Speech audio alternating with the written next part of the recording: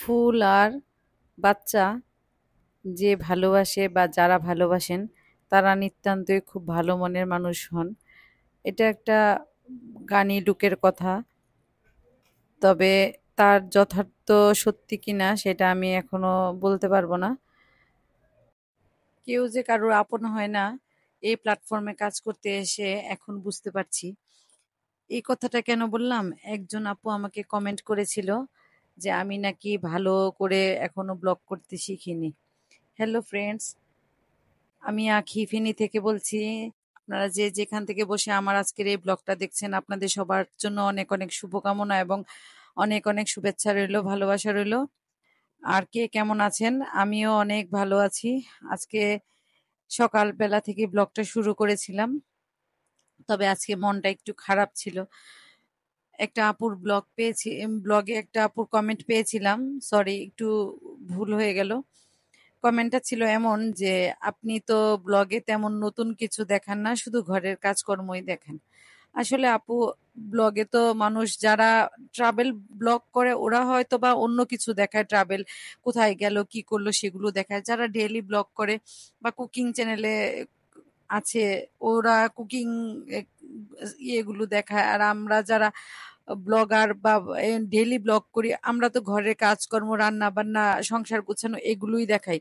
আমি তো জানি সবাই এগুলোই দেখায়, কারণ আমি আজকে নতুন আমি ব্লগ করছি, কিন্তু অনেক বছর হলো আমি ব্লগ দেখি, ছোট বড়। আপনি যে আপুটা ব্লগে আমার কমেন্ট করেছে, ওনার থেকে অনেক বড় ব্লগারের ব্লগও আমি দেখি, কিন্তু উনাদের কাছ থেকে তো দেখলাম আমি এইভাবেই ব্লগগুলো করে। তবে আমার হয়তো কোয়ালিটিতে ফল্ট থাকতে পারে, যে আমার ভিডিওর কোয়ালিটি খুব বেশি হাই না বা খুব বেশি ভালো না। কিন্তু আমি মনে করি না যে আমার ব্লগের কোথাও কোনো খারাপ কিছু দেখায় বা নোংরামি কিছু আছে। উনি কমেন্ট করাতে আমার মনটা আসলে খারাপ হয়ে গেল। আমি নতুন হিসাবে আমি সবার কাছ থেকে একটু ভালোবাসা প্রত্যাশা করি। ছোটদেরকে আপনারা বড় ইউজাররা যদি একটু সাপোর্ট না করেন, তাহলে আমরা কিভাবে উপরে উঠবো? আর কথা বলতে বলতে আপনাদের কাছে একটাই রিকোয়েস্ট, আমার ব্লগের কোথাও যদি কোনো অংশ আপনাদের কাছে একটু ভালো লেগে যায়, প্লিজ আমার চ্যানেলটা সাবস্ক্রাইব করে দিবেন এবং বেল আইকনটা অন করে রাখবেন। আমি যখনই নতুন কোনো ভিডিও দিব তখন আপনাদের কাছে নোটিফিকেশন যাবে। আর যারা এই কাজটা অলরেডি করেছেন তাদের জন্য অনেক অনেক দোয়া এবং আশীর্বাদ রইলো। প্লিজ আপনারা সবাই আমার পাশে থাকবেন। আপনারা আমার পাশে থাকলে আমি অনেক দূর এগিয়ে যেতে পারবো। আপনাদের সাপোর্ট পাবো এই আশাতে আমি এই পথ চলাটা শুরু করেছি। আর আমার যারা বন্ধু আছে, কাছের মানুষ আছে, আপনারা যদি কোনো নতুন কোনো আইডিয়া থাকে আমাকে প্লিজ বলতে পারেন, আমি ট্রাই করব। তবে আমি নতুন হিসেবে আমি খুব বেশি কিছু জানি না। তবে যতটুকু জানি বা যতটুকু পারি ততটুকুই আমি আপনাদের সাথে শেয়ার করতে চেষ্টা করি। কারোর কাছে যদি কোনো নতুন আইডিয়া থাকে আমাকে বলবেন, আমি যদি পারি আমি সেটা দেখানোর চেষ্টা করব। আর এই তো কথা বলতে বলতে এটা দুপুরবেলা হঠাৎ করে মনে হলো ছেলে মেয়ে স্কুল ড্রেসগুলো ধুইনি, আর টুকটাক কিছু কাপড় ঝুড়িতে জমেছিল, এগুলো একটু ধুতে দিয়ে দিলাম।